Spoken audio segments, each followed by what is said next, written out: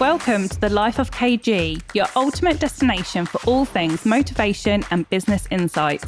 Join me, Katie Godfrey, serial entrepreneur and the brains behind the KG brand.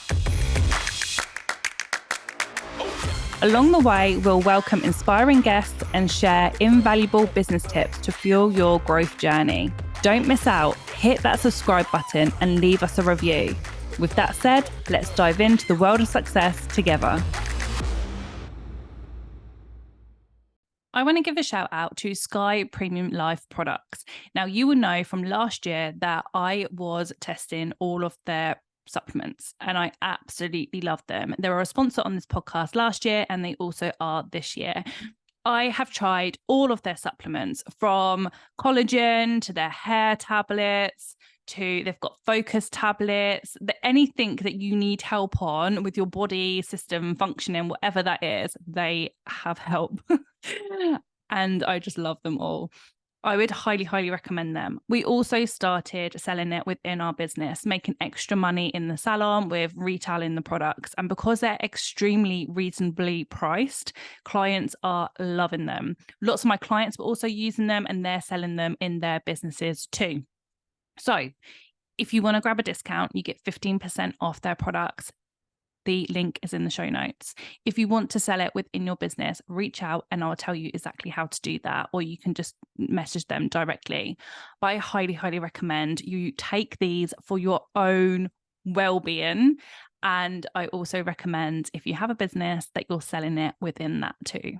Hello everyone, welcome back to a Life of KG. Today on the episode I have Roxie and she talks all about her journey from leaving law to then becoming a lash artist, and now she's also in aesthetics. And we talk a lot about branding and rebranding because it's very important in her business, and actually I feel that it is extremely important in business overall. So if you like this episode, please share it, subscribe, do all the things because it helps us out massively.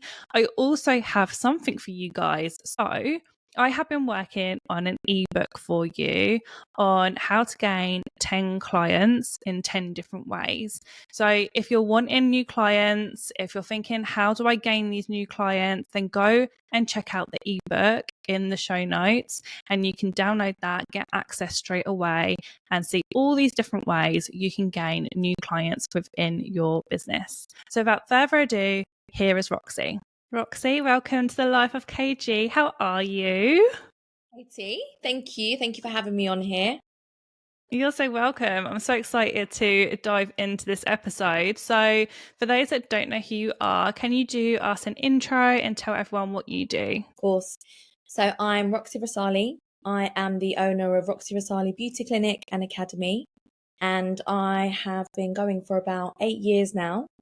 And I do everything from lashes to same permanent makeup, aesthetics. And I also have an academy that teaches lashes and same permanent makeup. The aim is to eventually offer all the treatments that we do as a training course as well. Amazing. So you're really heavily into the training then? Yeah, I mean, that's definitely my focus. I love the training side of things. I find it so rewarding being able to give back, in the form of teaching and mentoring. And I'd love to eventually get into a bit of coaching as well. So, yeah. I can see you being really good at that, actually. Said from a coach, so that's a compliment.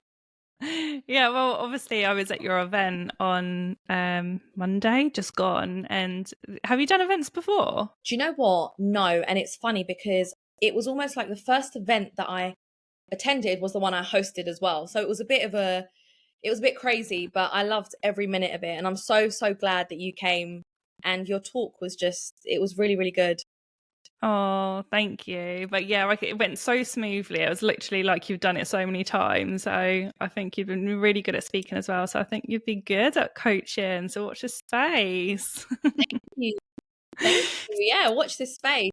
I mean, I obviously co-hosted that event with Fiona. So just to give a bit of background, me and Fiona have launched a female founders collective called Beauty and the Brand. And I suppose the idea behind it was just to bring together women in the beauty aesthetics industry, although it's kind of evolved and it's become a little bit more than just beauty and aesthetics. We had people from backgrounds like interior design, PTs, all kinds of different female founders. But ultimately, the goal is to come together and just create a safe space for women to grow, to share ideas. I mean, as you probably know, us women in these industries, a lot of the time we spend a lot of our time on our own and we don't have anyone to bounce ideas off, connect with. So Fiona actually came to me as a client initially. She came to me for a brow appointment and we got chatting, and she's been coming to me for, I'd say, probably about 4 or 5 years. And we were always talking about, I mean, she's amazing. She's got her own brand Voice Boutique now. But we always were talking about just how much there's a need for bringing women together. And we literally just said, you know what, why don't we do an event? Why don't we come together, host an event, bring women together and see where it goes? So yeah, watch this space with that as well, because there's so much more lines up for beauty in the brand. Oh, that's exciting, because isn't it like, I keep saying this, but in-person connections and events are like so important. And I don't think it's till you go, you're like, oh my God, this is like missing in my life. Like, because it's such a vibe. When you come back from an event, you're on a buzz for literally weeks on end. It gets you highly motivated. And like you said, it's such a lonely place being in business, especially our industry, that the events really are like gold dust. Yeah, totally. I couldn't agree more. And I think especially with my generation, we're so used to digital world, right? And everything's so online, so connected online. It's hard to develop those organic relationships and communication skills and coping methods and all those kind of things when you're behind a screen. And when you're in a situation where you're connecting with people in person, you know, you're reading their emotions, you're talking, it's so much more powerful than behind a screen sometimes. So, you know, both are amazing, but I do think networking in person, connecting with people is just so much better in person. Yeah, definitely. So let's talk about you. Let's go back to your childhood. What was it like for you growing up? Was there anything drastic that happened in your life? Did you have a nice childhood? What was it like? So I think my formative years definitely set up, I suppose, a blueprint for why I have my own business today. Growing up, I lived with my mum and my brother, and my parents were divorced, so single parent. And it was tough, you know, it was a really volatile, there wasn't a lot of stability. And I think from a young age, it really forced me to grow up quickly and cope, adapt. And there was a lot of pressure. So from that, I think it really helped me become independent. And actually, funnily enough, if you had said to me 5, maybe 8 years ago that I'd be getting into beauty, I probably would have laughed and said, what are you talking about? Because my path was going down to become a solicitor. So I went uni, I'd done a law degree, and then I went on to do something called an LPC, which essentially is like a master's for law, but specific to becoming a solicitor. And so I'd done the degree, went on to do the LPC, and within 3 months, I thought, you know what, this is not for me. So I dropped out and thought, you know what, maybe I should have taken a gap year. And in that year, I thought, right, okay, I need to do something. I can't just sit at home and do nothing. So I was always that friend that was sticking on lashes for people, doing their makeup, doing their hair. So I thought, okay, maybe there's something there I could explore. And then I booked a holiday to go to the Dominican Republic. And just before I was going, I went to have my lashes done for the first time. And I'd always stuck on clusters before, but never had them professionally done.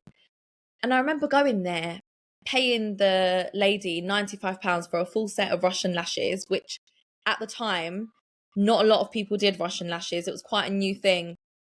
So I had the lashes done. And I thought, this could be a nice little stopgap until I figure out what I want to do with my life. So went on holiday, said to my other half, I'm going to be a lash tech. And he kind of just looked at me, gave me this weird look as if to say, okay, cool. This is what you're going through. Fine. No problem. I'll roll with it. Came back, did a lash course. And I mean, that was 7, 8 years ago now. And from there, it's just kind of evolved so much. And it's crazy when I look back and think, you know, the 21-year-old me who wanted to become a lawyer, that literally went out the window and then became a lash tech. I feel like going back and saying, you know what, it's going to be okay. Don't worry. You know, there was so much fear and worry around it, but things always work out exactly how they're meant to be.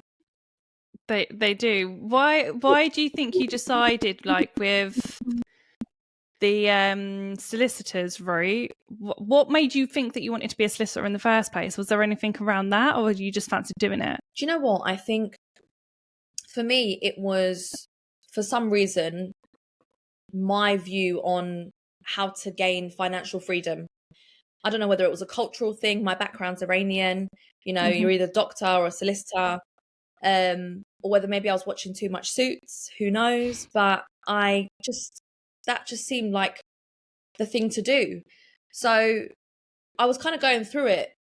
And when it actually came down to becoming a solicitor, I realized, no, this is not what I want to do.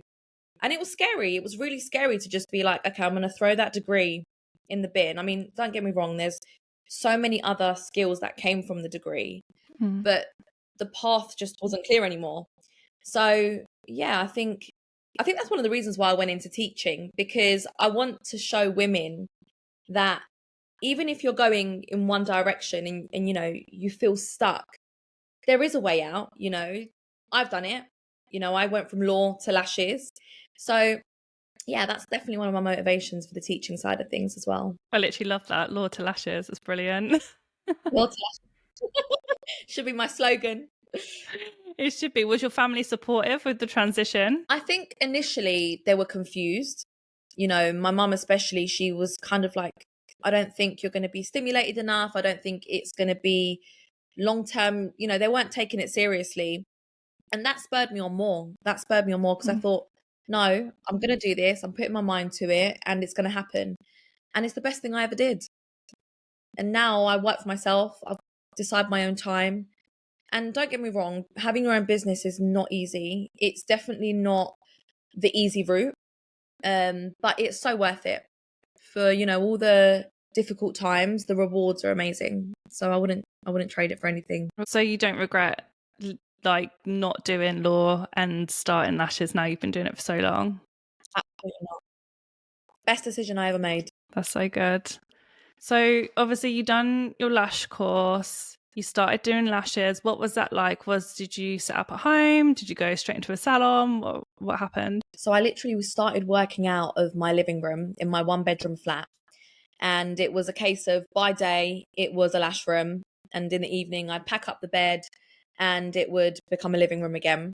And I remember, like, it took me probably around a month to get my first client through the door. And she came in and it took me around 4 hours to do a set of Russian volume lashes. And I was sitting there silently, tears falling down my cheek, thinking, what have I done? This is crazy. But you just get on with it. You just have to do it. And I spent a lot of my time when I didn't have clients building my website, building a logo, focusing on the brand side of things. You know, I had this idea that I wanted to build a brand. I don't know where that came from, but I wanted to kind of establish a name, a logo, colors, website. And at the time back then, I just thought branding was about colors and logos and, you know, a visual thing. And now obviously I know so much more, especially having gone through a rebrand last year. But yeah, so I started in my living room, and around 4 months in, the receptionist in the building came up to me and said, look, our building insurance doesn't cover you to have clients coming into your home. You can work remotely, but you can't have clients coming into your home. So you need to not work from here. And that was my first setback in my business, because I thought, oh my God, now I need to go and find somewhere to rent. And, you know, I just started my business. I wasn't making, you know, enough to suddenly pay for rent. But at the time, my mum was coming out of an office that was in Finchley, which was literally opposite my flat. And I struck a really good deal with the people that own the building, and I managed to get it at a really good price. And I moved into that room. And that was like the start of my little baby, Lashes by Roxie, my little studio. And I worked from there for about 4 years. And the training academy was born there as well, which was really great. And at the time, not a lot of other lash techs were working out of an office space, because essentially it was an office space that I turned into like a lash studio. So it was quite cute. It was really nice to work from. But it was my first experience of suddenly your overheads have gone up, you're paying rent, you've got bills, you've got all these other things that I didn't account for when I first started. So that was definitely testing initially. And then, of course, COVID hit. So when COVID hit, the rent was still due. And, I had to go into a lot of my savings because we weren't working. And it was a really scary time, really, really scary time for people in the beauty industry. There wasn't a lot of support for, especially those working from home. They didn't have access to a lot of the grants that were available for people who had shops and offices. But we got through it. And we got to the end of COVID, and the building decided to sell the building because they just weren't making enough money from it. People realized that they could work from home, especially in like accountancy services and things like that. So they sold the building. And then I was like, okay, back to square one. And I basically moved into my garden. At the time, I just managed to buy a property at the same time as well. And I moved into my garden. So yeah, it's been a crazy journey, crazy journey. Oh my And God. then I went through the process of acquiring a shop. And I was in the process of getting a shop for about 8 months. And I'd invested close to £10,000 just into the acquisition of this shop. So things like planning permission and surveyors and solicitors. And at the 11th hour, it all fell through. This just up, down, and went back to my garden. And then I basically decided I was going to build a proper kitted out summer house in the garden and essentially offer my services from there.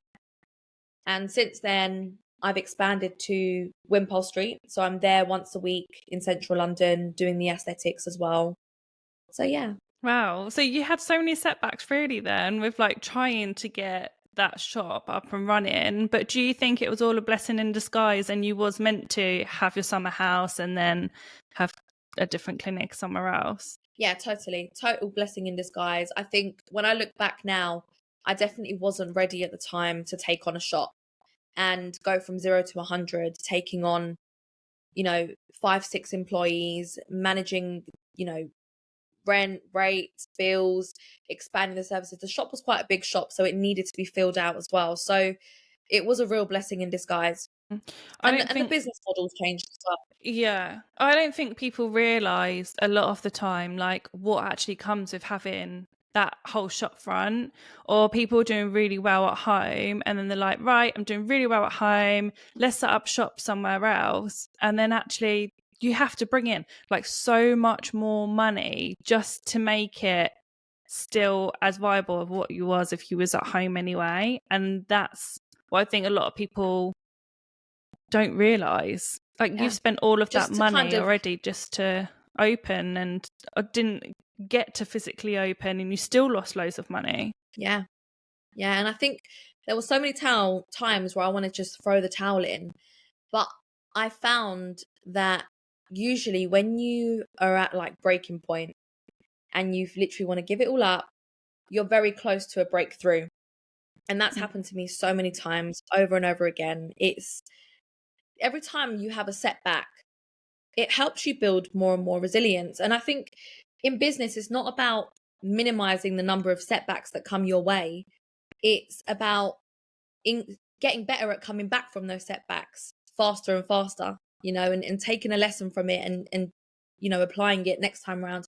When I look back to 5-6 years ago, a problem that I might have had 5-6 years ago that would have crippled me now doesn't even take up headspace. So it's just about, fighting your battles and just getting through it and building that resilience as a business owner.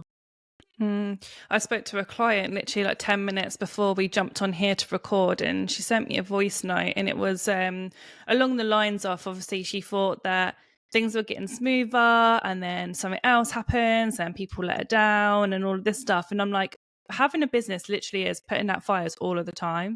And I think that you need to have that resilience to know that it doesn't matter how strong you build a business, how many clients you have, how much cash flow you have, like you will always still be putting out fires daily, and then it's up to that person as a business owner to be like, is this life for me or is it not? And I definitely think that's what makes business owners stand out. 100%. And naturally, the more you scale, the bigger you grow, the bigger the rewards, but the bigger the risk and the bigger the problems, because you've got, staff to deal with, you've got different, contractors, people that are coming at you all the time. And like you said, putting out loads of little fires all the time. It's part of business. It's part of it all. It really is. So you're really into branding, and obviously you mentioned you've done a rebrand.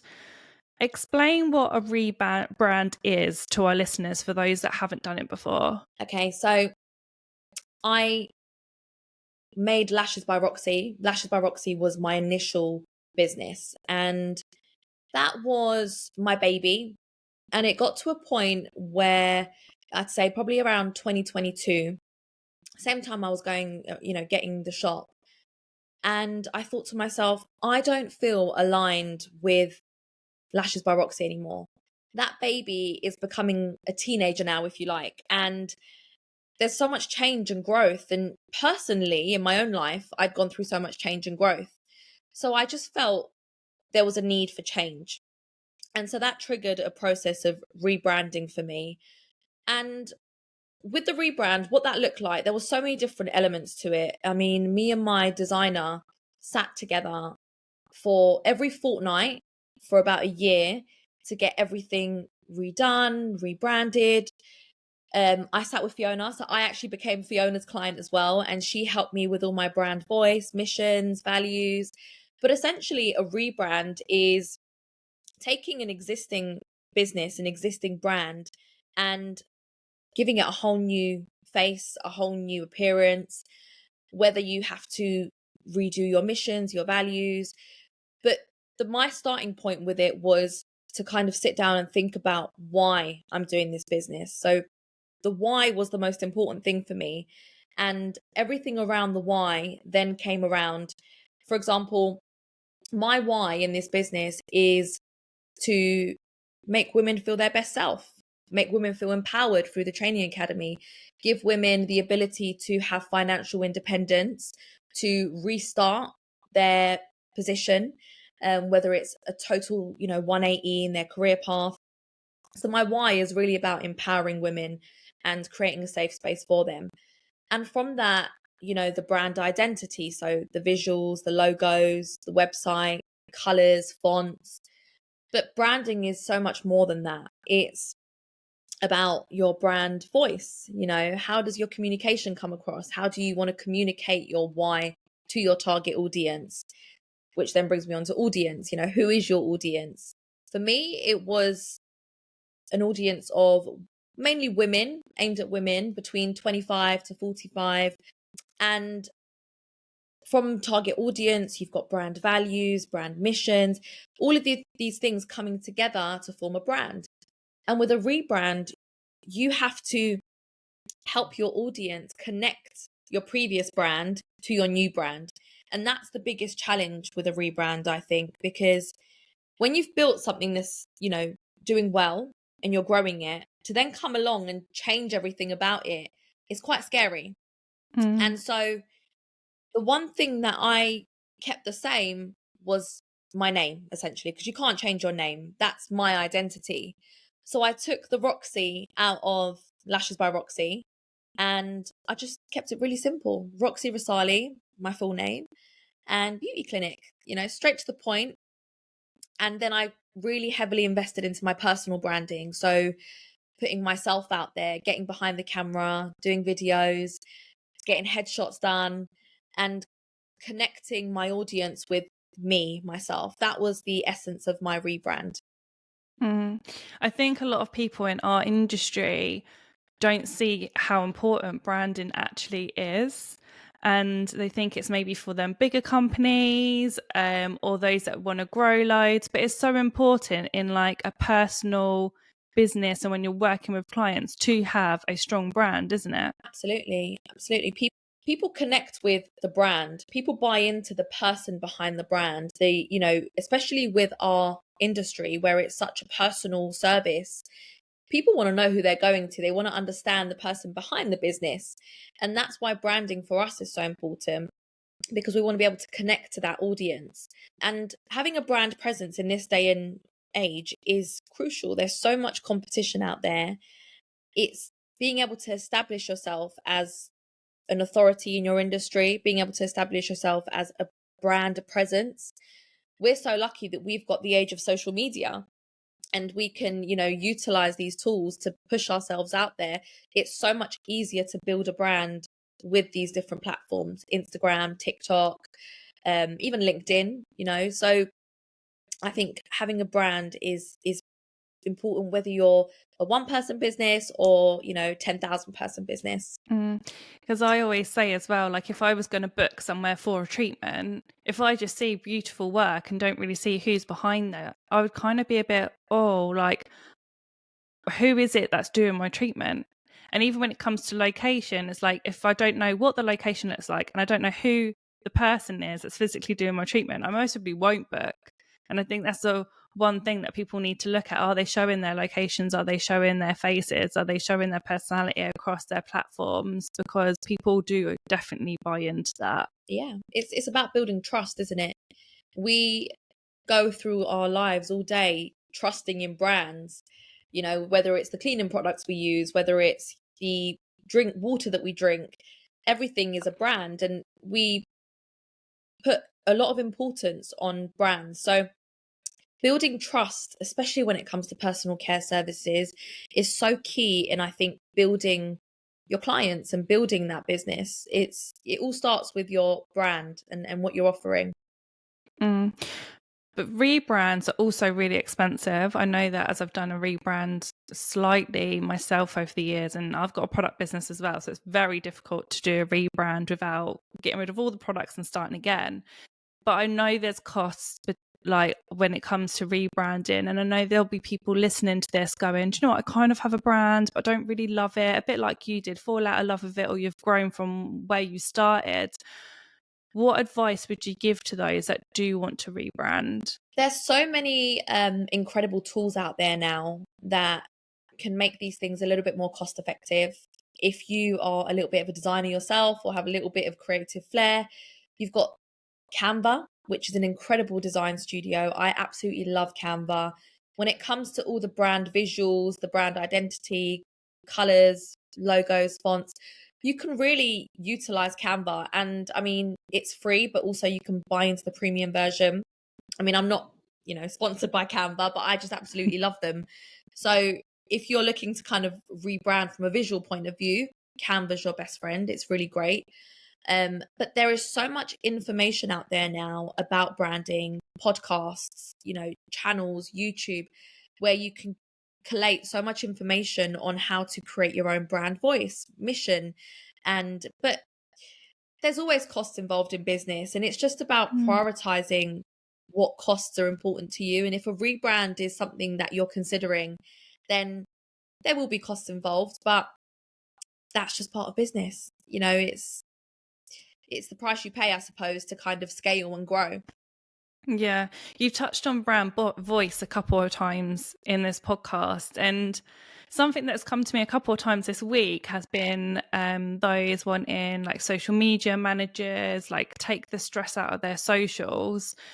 But then what the problem is when this happens is they can clearly see that's not the person whose business it is writing the content, because the brand voice isn't there. Do you have anything, have you ever had any experience with that, or outsourcing any of your stuff to social media managers? Yeah, so I do actually have a social media manager. She's amazing. She's really, really helped me with my socials, because as you know, social media management is a full-time job in itself. And you get to a point where you just don't have the time to do it well, let alone great.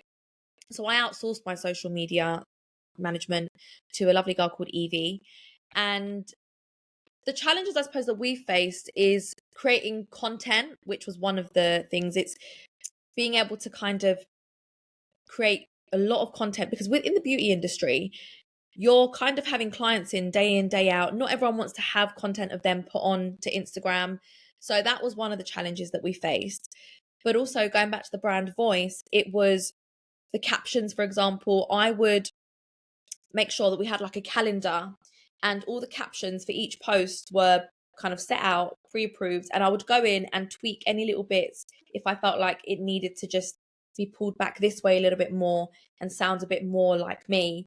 But I think when you work with someone, it's a lot about trial and error. You kind of, there's like a synergy that forms. And as you work together more and more, you almost become quite unanimous, and they understand if they're great at what they do, they'll be able to adapt to your brand voice and really buy into your communication and be able to apply that as well. So I think it's just about finding someone that you work really well with and giving it time to grow and to build and to organically be able to adapt to each other. So I think, yeah, it takes time and you need skill. Yeah, definitely. I think picking that right person that can go into one brand voice for one client and then different brand voice for another client is definitely a skill, but it can be done. Yeah, absolutely. You've recently am I right in thinking this? Recently doing your level 5 and 7 in aesthetics medicine? Yes. So what's made you go down that route? So I got into aesthetics last year, and there's been a talk for a while now about regulating the aesthetics industry, which I think is so necessary. I find it crazy that the same permanent makeup world and the tattooing industry is so much more regulated. Well, it's the aesthetics world isn't regulated at all, but the tattooing industry is definitely more regulated. And you think you're injecting people's faces, you're using toxins, fillers, and there definitely needs to be more regulation in the industry. And so there's a consultation currently happening where they're kind of deciding how to regulate non-medics, because a big part of the aesthetic industry includes non-medic. So non-medic is essentially anyone who is not a doctor, nurse, or a dentist, or has any, I suppose, medical background. It's more you're going down the beauty route. And so this level 5 and 7 is kind of like a stopgap. It bridges that gap essentially, and helps regulate the industry a little bit more, because level 5 and 7 in aesthetic medicine is essentially helping you come up to speed with all the regulations, and heavily theory based. So I feel like I'm back at uni doing a degree again, to be honest with you. It's like essays on essays. So level 5 is focused on skin microneedling, and then level 7 is just all about the injectables. So yeah, I'm hoping to get that all done by hopefully end of next year, so that when the aesthetic regulations come in, hopefully that's what they will require. No one knows yet, to be honest with you, what it actually is that they're going to want us to do. But from what I've gathered, it's looking at having that additional layer of qualification. Because right now it's not compulsory, but I think that's what they'll bring in eventually. Yeah, I think they'll bring it in eventually as well. And I think, like you said, it's definitely needed. I mean, some things going on in this industry are like crazy. I'm like, how is that even allowed to be a thing? Yeah, it's crazy, but it's a good thing. And I think whenever there's regulation that coming into an industry, it will almost weed out any of the practitioners that aren't going to necessarily do things properly and follow the protocols, and make space for practitioners who are doing things properly and following, the relevant health and safety protocols that are needed in this industry. Because it's not a joke. You're working on someone's face, and you don't want to put them at risk. No, definitely. How have you found going into the aesthetic world, and has it like boosted your profits massively? Have you got a client base grown nicely? How have you found it? I love it. I absolutely love aesthetics. I'm quite fortunate in the sense that because I've got an existing client base from the lashes and the same permanent makeup, there's been a big crossover with my existing clients. Expanding into the Wimpole Street location as well, that's been really lovely. And I'm kind of working around a more medical area. So it's opened me up to a different clientele. So it's been really good. I've really enjoyed it. And there's so much to learn. There's so many incredible practitioners out there. And there's a real sense of community in the aesthetics world, which I love. So it's been lovely to kind of go into that and, you know, expand the services. So you've been on quite a It's a bit journey. scary. Yeah, it's really, really scary. So you've been on quite a journey from obviously dropping your law degree to then lashes to aesthetics, your training and all of that jazz, and obviously loads of setbacks which you've just powered through. What is next for you? Is there anything coming up or what are you working on? So at the moment, I mean, I feel like there's so many different things going on. There's a few things that I'm working on now, but the Beauty in the Brand Female Collective, there's got a lot of my focus on that because we just want to expand this community and, you know, get it out there as much as possible. We're potentially doing an event overseas in October. We've got another event hopefully lined up for August as well. So it's a really, really exciting time for Beauty in the Brand. And in Roxie Resali, the things that I'm focusing on at the moment are the training academy. I'm actually working on bringing out a few more courses. So I'm just in the process of writing all those up. And a few exciting things going on at Wimpole Street as well. We're bringing out laser hair removal. So lots and lots of different things going on. I feel like I've got always got ants in my pants. I can never sit still. So yeah, lots of things coming. The life of an entrepreneur, eh? We just don't stop. An entrepreneur. Yeah. Oh, well, it's been an absolute pleasure having you on the show today. I will put your website in the show notes so you guys can all check out Roxie's business and see her branding and how sleek it looks. It is incredible.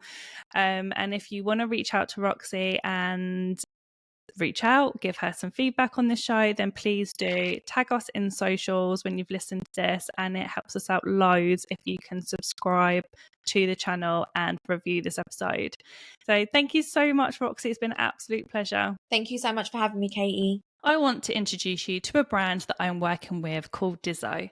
They offer dissolvable supplement strips, which means the vitamins are absorbed 4 times more than tablets and capsules. So these are perfect if you want quicker results or maybe you can't take tablets. You guys know that I only work with brands I love. So I am personally using their B12 strips and their energy strips. As a business owner, I get tired. So I kind of need that boost every day. And these are definitely helping with my energy levels. I'm also taking their multivitamin strips, which taste lovely. Go and check out their website in the show notes. Go and order yours and let me know what you think.